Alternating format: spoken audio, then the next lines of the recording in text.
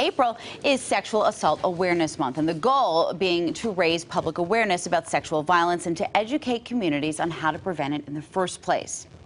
Now, take a look at some of the numbers here. According to RAINN, the Rape, Abuse, and Incest National Network, think about this for a second. Every 2 minutes, someone in the U.S. is sexually assaulted. 44% of the victims are under 18 and 80% are under 30. 54% of sexual assaults are never reported to police, and 97% of rapists will never spend a day in jail. Most, about 2/3 of assaults, are committed by someone known to the victim. Now, Donna Palomba was one of those victims, but is a survivor. Listen to her inspiring story. In September of 1993, a masked man broke into her house and brutally raped her. There were no fingerprints, pictures, or evidence. Palomba says she was mistreated by the system, but then thanks to support by her family and friends, along with DNA evidence, her attacker, who turned out to be a repeat offender, was convicted and sent to jail. Palomba didn't stop there. To help her heal from all the pain associated with the crime, she founded Jane Doe No More. It's an organization to help other sexual assault victims move on with their lives. Well, this morning, Donna joins us to talk a bit more about sexual assault and how her organization can be such a helpful resource for victims who might feel like they have nowhere to turn. Really, such an incredible story, and the statistics are really just unbelievable. They are. They're staggering, and a lot of people don't realize that. Now, tell us how your story obviously inspired you to start this organization and to really help others. Sure. Well, it began with the fact that I was not believed under the most innocent of circumstances. The treatment that I received after the sexual assault was in many ways more damaging than the rape itself. And that is so wrong. I was thrown into a world I knew nothing about. And thank goodness I had a support system that got me through it. But then when you realize, as according to the statistics, that most crime victims of sexual assault are under the age of 24 and may not have the wherewithal or the support, we need to do a better job. As society as a whole needs to understand that this crime affects us all. And you mentioned about the stigma associated with sexual assault. Do you think that prevents a lot of people from coming forward and from reporting?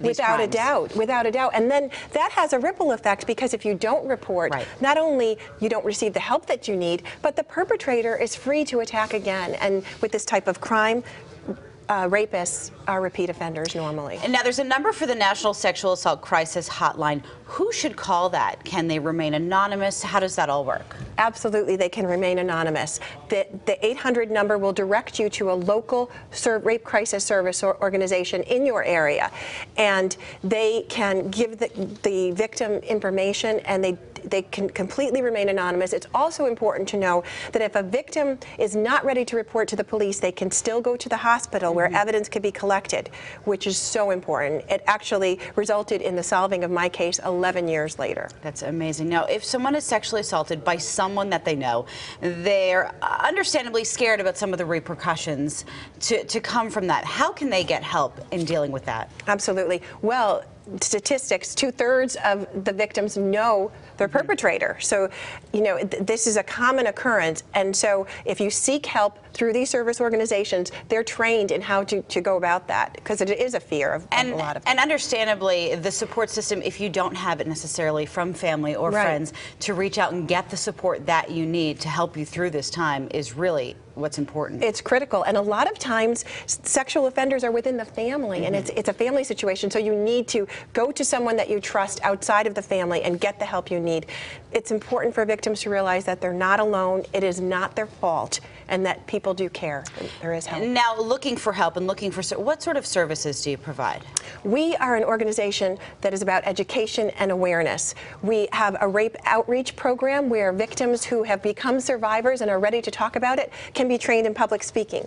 We also provide self-defense classes, training for girls 15 and older. We have a series of 10 classes going on right now, and you'll learn a little bit more about it with Drew and Danielle Serrano from East Coast Training Systems in a moment. Now, do you think that things have gotten better or worse for sexual assault victims? I mean, obviously some are able to come out and they're able to speak and they're able to share their story, but do you think that has helped many people? It has helped many people, but we have a long, long way to go.